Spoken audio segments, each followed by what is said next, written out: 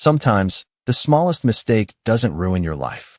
Sometimes, it quietly opens the only door that was ever meant for you. The polished marble floors of the Grand Harrison Hotel reflected the warm glow of crystal chandeliers as business executives drifted through the lobby with leather briefcases and steaming cups of artisan coffee in their hands. Every polished surface whispered wealth. Every quiet conversation carried the confidence of people who had never wondered whether rent would clear before midnight.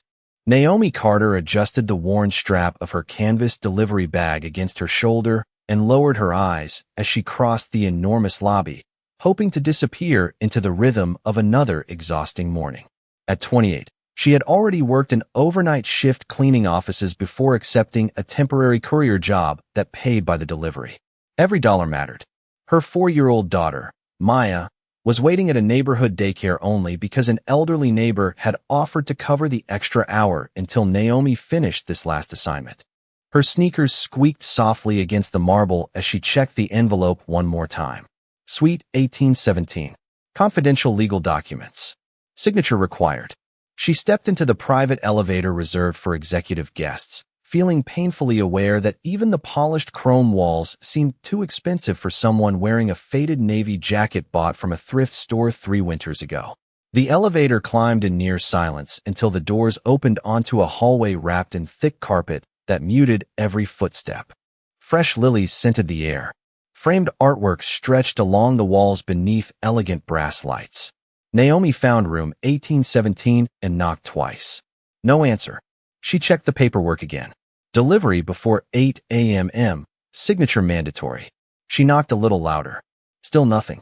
Just as she reached for her phone to call the front desk, she noticed the door wasn't fully closed. It rested open by barely an inch. Assuming housekeeping had left it that way, she pushed it gently and spoke through the opening. Good morning. Delivery for Mr. Harrison. What happened next lasted no more than 3 seconds. A tall man standing several yards away had just finished changing into a fresh white dress shirt for an early board meeting.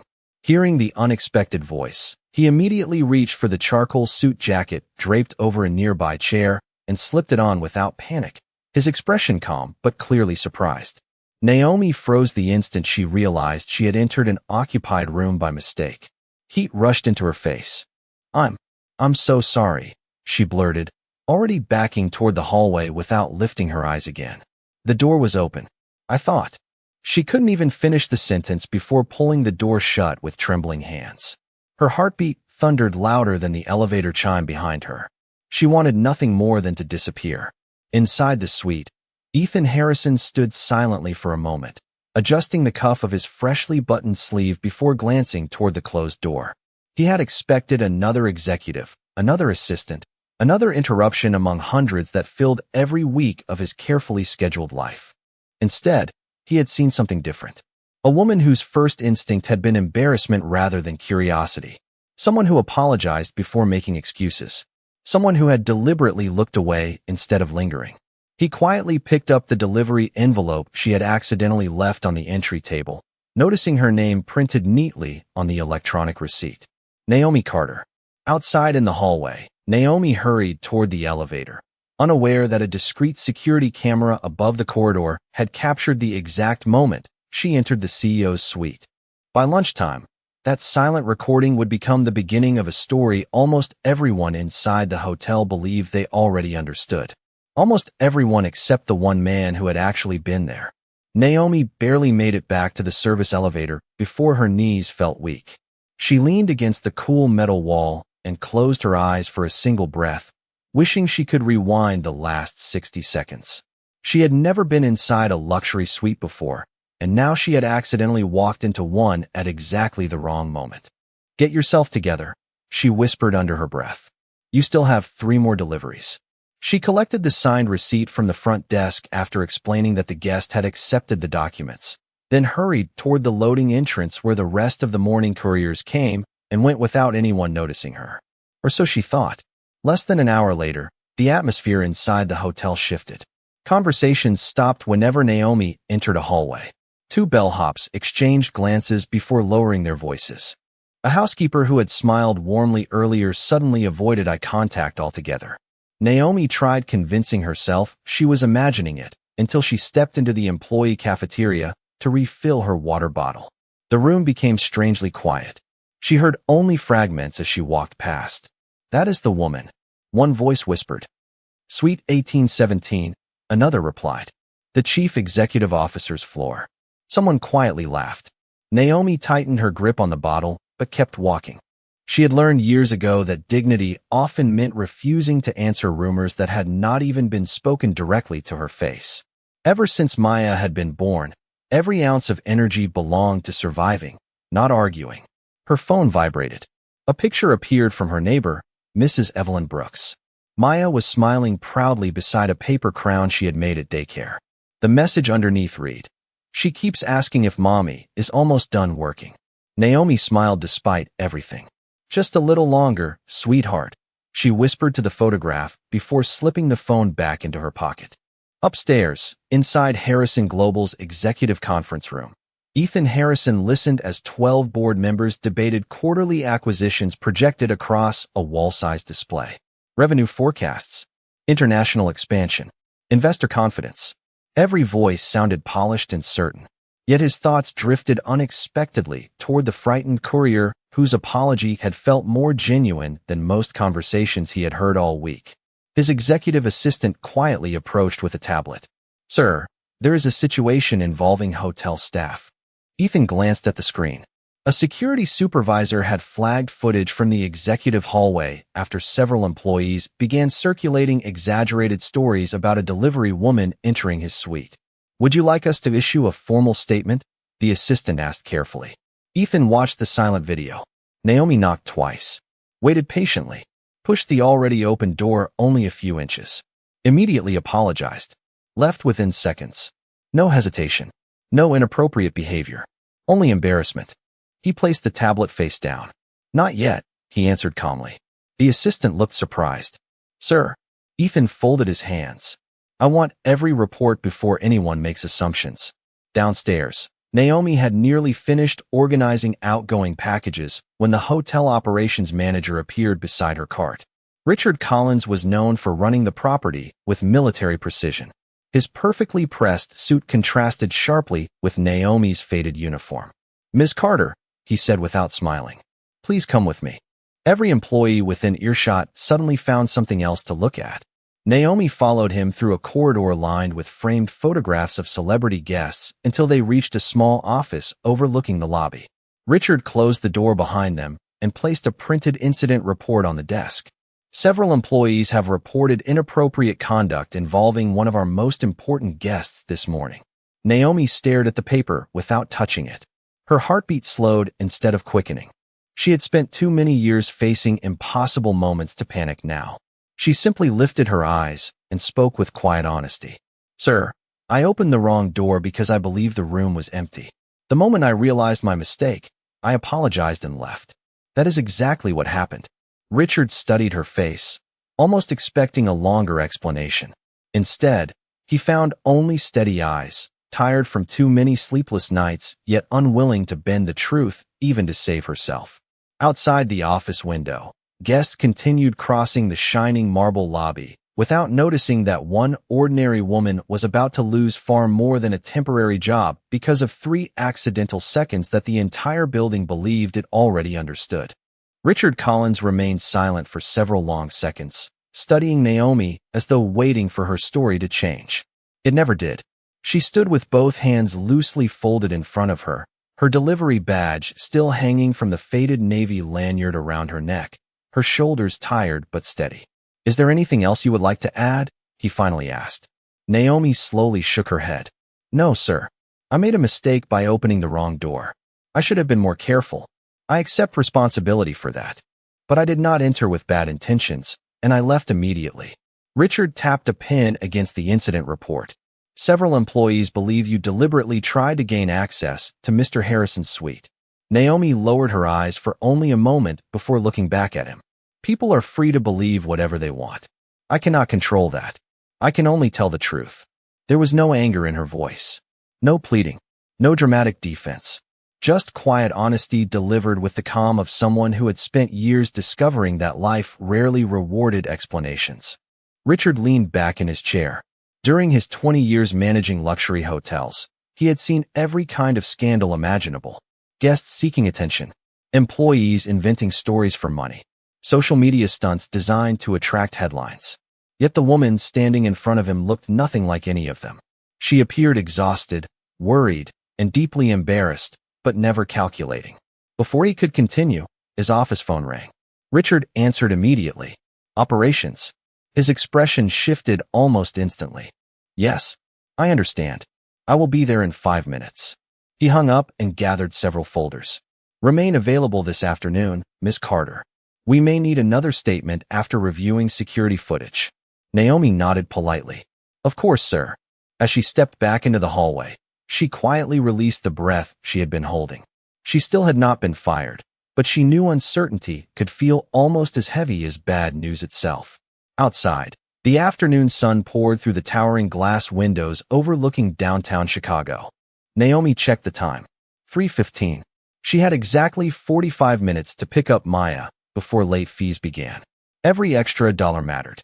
Her weekly budget already balanced on numbers so small that even a $20 expense could mean skipping something else. She collected her final paycheck from the courier dispatcher, thanked the receptionist with a warm smile that surprised even herself, and boarded the city bus heading toward the south side. The ride took nearly 50 minutes, giving her just enough time to close her eyes without falling asleep. Across the aisle, a little boy laughed while showing his grandmother a coloring book. The sound reminded Naomi of Maya's bright laugh whenever she pretended the living room rug was an island surrounded by lava. That thought alone softened the weight pressing against her chest. At 4 o'clock sharp, she hurried through the daycare entrance. Maya spotted her immediately.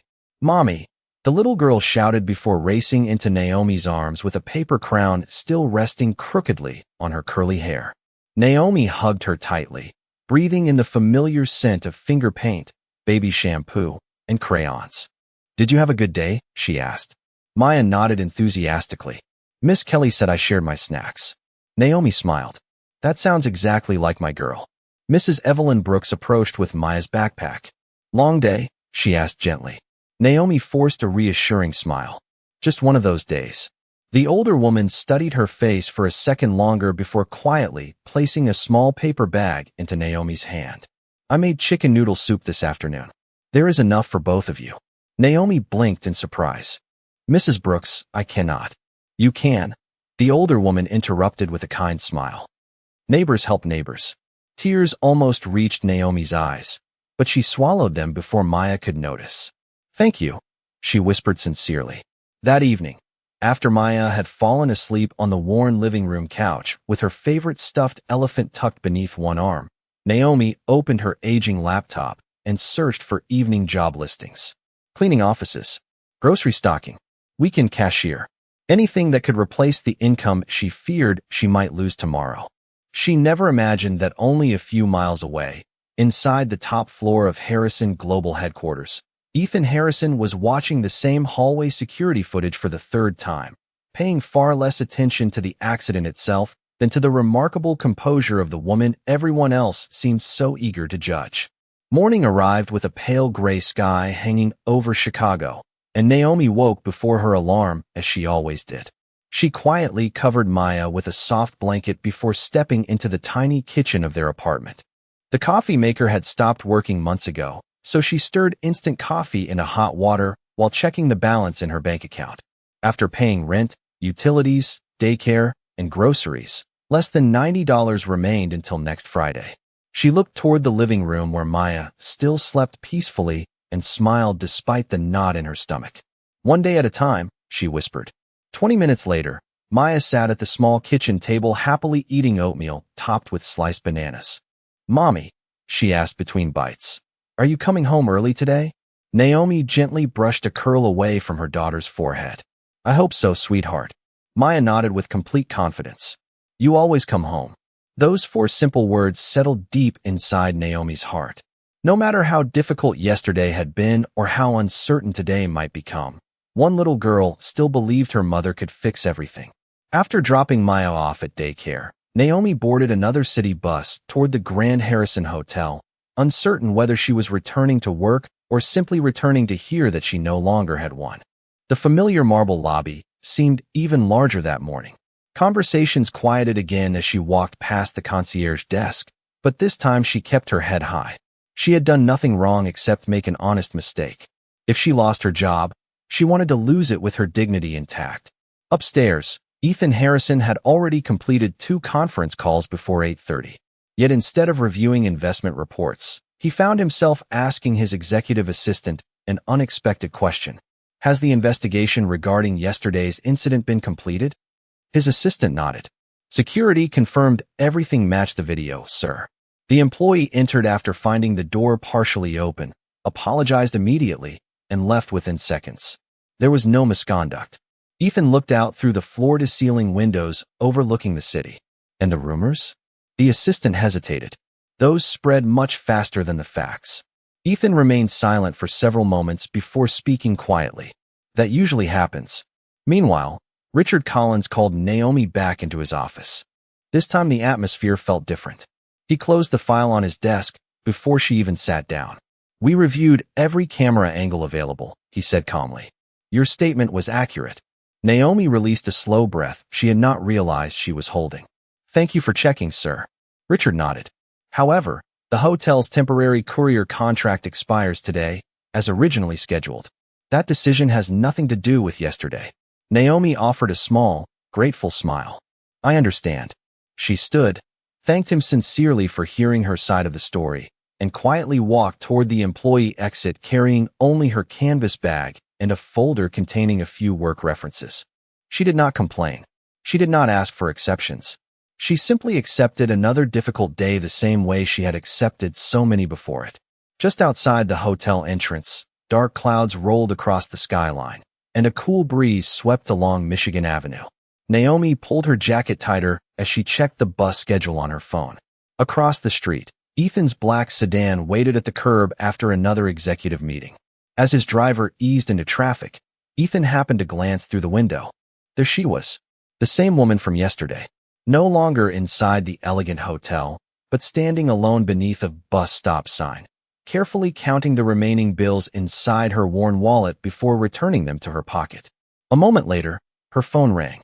Ethan could not hear the conversation, but he saw Naomi's expression instantly soften into a genuine smile. On the screen was a video call from Maya. The little girl proudly held up a colorful drawing while talking so excitedly that she almost dropped the paper. Naomi laughed with her whole heart, applauding as though she had just witnessed a masterpiece hanging inside a museum instead of a child's crayon picture. Ethan watched the scene disappear behind the passing traffic as his car continued forward. For reasons he could not explain, the image stayed with him far longer than any financial report waiting on his desk. The bus ride home felt longer than usual, not because of traffic, but because uncertainty had a way of stretching every mile. Naomi rested her forehead lightly against the cool window as downtown Chicago slowly disappeared behind rows of brick apartment buildings and neighborhood grocery stores. Losing the courier contract was not unexpected, yet it still left an empty space in tomorrow she could not afford. By the time she picked Maya up from daycare, she had already decided she would spend the evening searching for another job instead of worrying about the one she no longer had. Maya skipped beside her, proudly carrying the paper crown she refused to throw away. Miss Kelly says I draw the best rainbows, she announced. Naomi smiled warmly. Then I think the world needs more of your rainbows. The little girl reached for her mother's hand, completely unaware of the financial storm quietly gathering around them. Across the city, Ethan Harrison walked through the executive floor after dismissing his final meeting of the afternoon. His assistant followed with a folder filled with candidates for a newly approved community outreach position inside Harrison Global's charitable foundation. The role required someone organized, dependable, and comfortable working with local families and nonprofit organizations. Ethan stopped before entering his office. Leave the applications on my desk, he said. His assistant nodded. There are over 100 qualified candidates. Ethan glanced toward the skyline beyond the windows. I would like one more name added. Whose? She asked. Ethan answered without hesitation. Naomi Carter. His assistant looked surprised. The courier? The woman who never asked for sympathy. He stepped into his office before adding quietly, find out whether she is looking for work. Do not mention my name. The assistant understood immediately. Ethan was not offering charity. He was searching for character. The next morning, Naomi sat at the small folding table inside the neighborhood public library, updating her resume while Maya colored quietly beside her. Every few minutes, Naomi refreshed online job listings, hoping something new would appear. Administrative assistant, receptionist, warehouse clerk, customer service. She applied to every position that matched even a fraction of her experience. Just before noon, her aging phone buzzed with an unfamiliar number. "Hello, this is Naomi Carter." "Good afternoon, Ms. Carter. My name is Rebecca Lawson from Harrison Global Foundation. We recently reviewed your work history and wondered whether you might be interested in interviewing for an administrative coordinator position." Naomi blinked in disbelief. She quickly searched her memory but could not remember submitting an application there. I think there must be some mistake." Rebecca smiled through the phone. "Actually, we are expanding one of our community programs and your experience caught our attention. Would tomorrow morning at 10 o'clock work for you?" Naomi looked across the table at Maya, who was carefully drawing a bright yellow sun with complete concentration. "Yes," she answered softly. "Tomorrow would be wonderful." After the call ended, Naomi simply stared at the phone for several seconds. She had learned not to celebrate opportunities before they became real, but for the first time in days, hope quietly slipped back into the room. Maya looked up from her coloring page. "Mommy, why are you smiling?" Naomi reached across the table and gently squeezed her daughter's little hand. "Because someone just gave Mommy a chance." Neither of them knew that several floors above Harrison Global's foundation offices, Ethan had just received a brief message from Rebecca. "Interview confirmed. Candidate accepted the invitation." Ethan placed the phone back on his desk without replying. He had no intention of attending the interview or influencing its outcome. If Naomi earned the position, it would be because of her own ability, not because the chief executive officer had noticed her. As he turned back toward the city stretching beyond his office windows, he remembered the frightened woman who had apologized before making excuses, the devoted mother laughing over a child's crayon drawing, and the quiet strength that no security camera could fully capture. Some people impressed the world by speaking the loudest. Others changed it without ever raising their voices.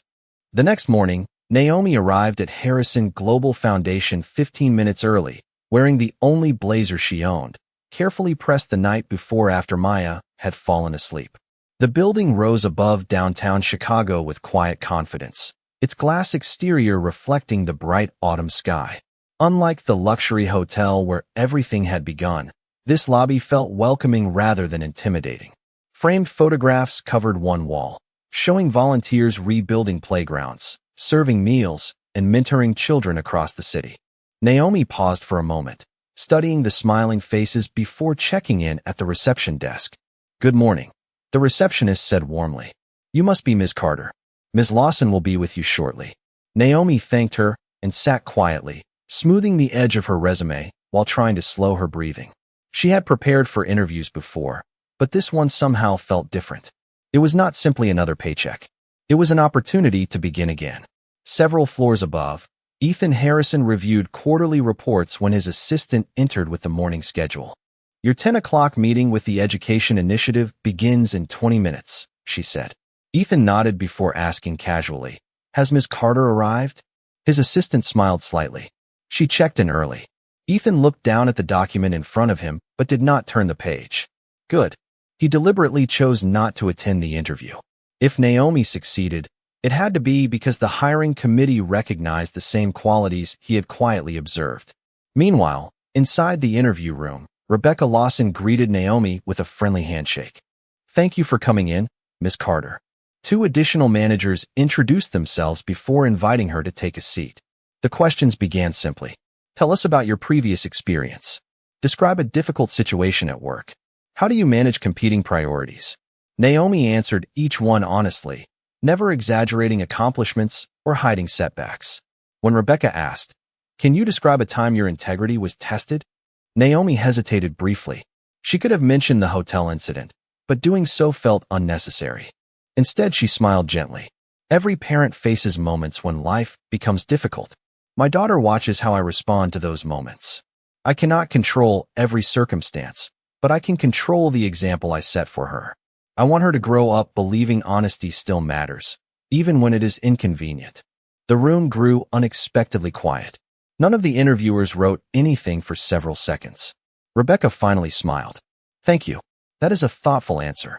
As the interview concluded, Naomi thanked each person individually before leaving the building with no expectation beyond gratitude for being heard. She walked 3 blocks toward the nearest bus stop, unaware that the hiring committee remained inside discussing candidates. One manager closed Naomi's resume and leaned back in his chair. She has less corporate experience than some of the others. Rebecca nodded thoughtfully. Perhaps, but she has something harder to teach. What is that? Another interviewer asked. Rebecca smiled. Character. Late that afternoon, Naomi picked Maya up from daycare as usual.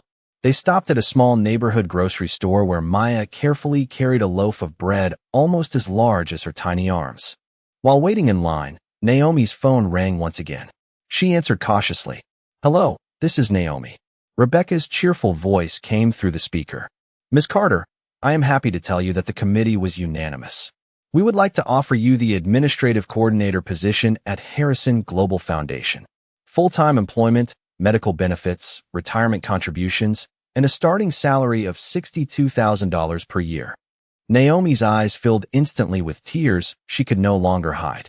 She covered her mouth as customers quietly continued checking out around her. Are you still there? Rebecca asked gently. Naomi laughed softly through the emotion. Yes, I am just trying to believe what I am hearing. Maya tugged on her mother's sleeve. Mommy. Naomi knelt beside her little girl, smiling through grateful tears. Sweetheart, she whispered, Mommy got the job. Maya wrapped both arms around her neck without asking another question.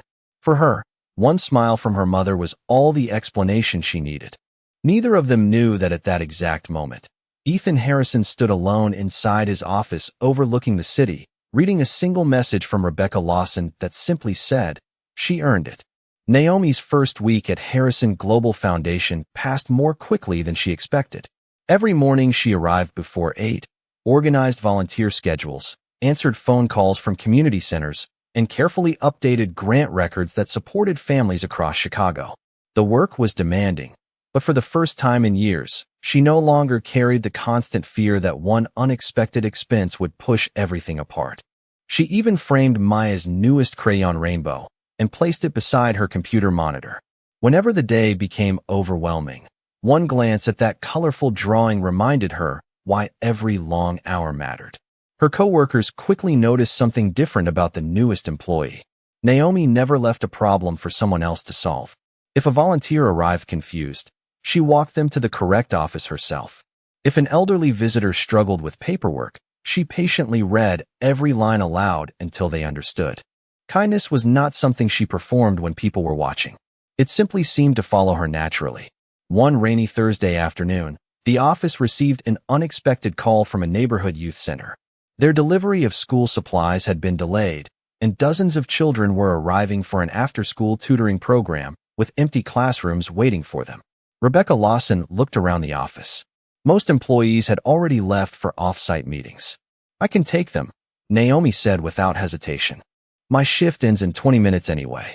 Rebecca smiled gratefully. You do not have to stay late. Naomi slipped on her jacket. Those children should not have to wait because a clock says I am finished working. She loaded several boxes into the foundation van and drove across town through steady rain. By the time she reached the youth center, volunteers had already begun apologizing to disappointed children gathered in the gymnasium. Naomi simply smiled, rolled up her sleeves, and started carrying boxes inside one by one. Maya, who had come along after daycare with Mrs. Brooks' permission, proudly carried a small carton of crayons almost as carefully as if it contained glass. I am helping too, she announced. The volunteers laughed warmly.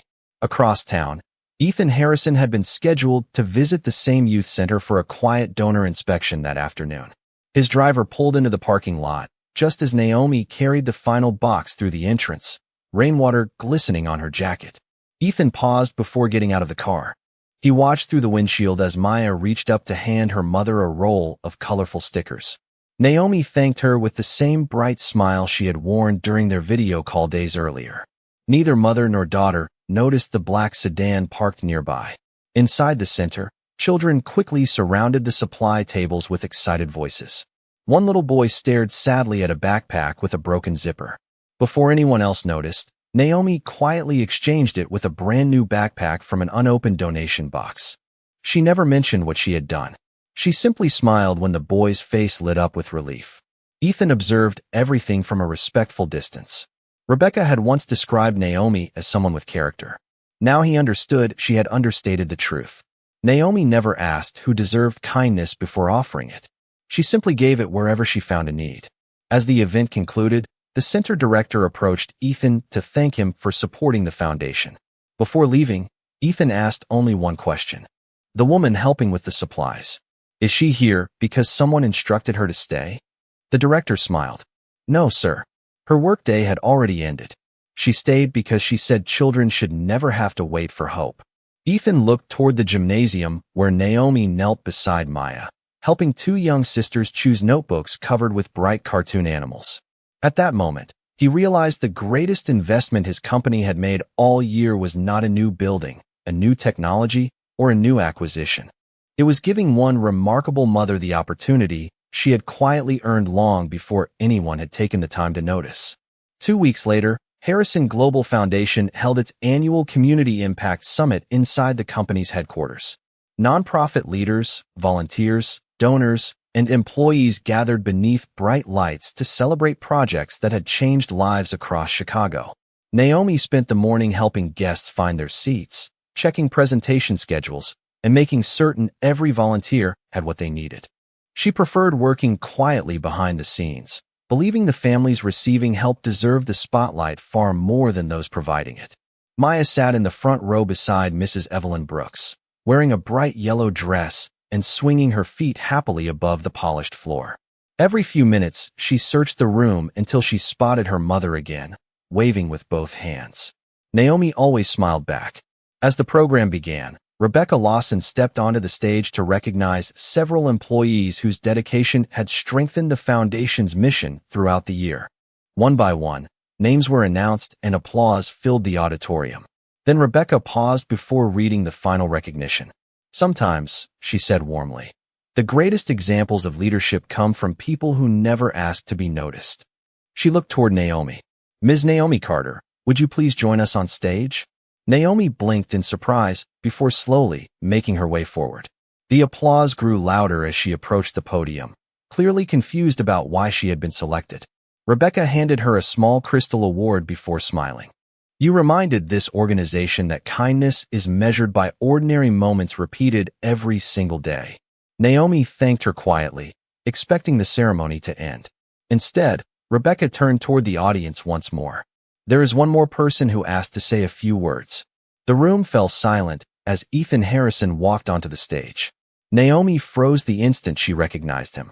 Although weeks had passed since the morning at the hotel, she remembered his face immediately.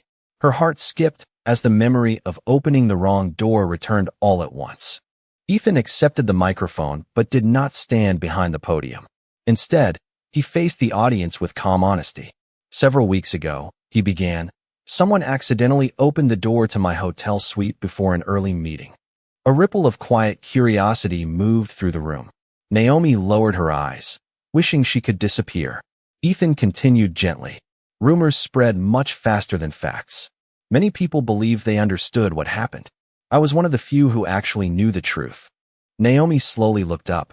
Ethan turned toward her with a respectful smile. That morning, Ms. Carter apologized before I even spoke a single word. She immediately looked away, respected my privacy, and left the room within seconds. She never tried to benefit from the misunderstanding. She never used my name. She never asked for favors. The auditorium remained completely silent. I later learned that she was raising her daughter alone while working multiple jobs. Yet despite every challenge, she continued treating strangers with dignity and compassion. Watching her reminded me of something success can easily make us forget. Character is revealed when no one believes you are being watched. Ethan paused before adding softly, the position she holds today was never a gift. She earned it entirely on her own. My only contribution was making sure she received the same opportunity everyone else deserved. Naomi felt tears gather in her eyes, not because of the recognition, but because someone had finally defended the truth she had never been able to explain. Ethan smiled gently before speaking directly to her.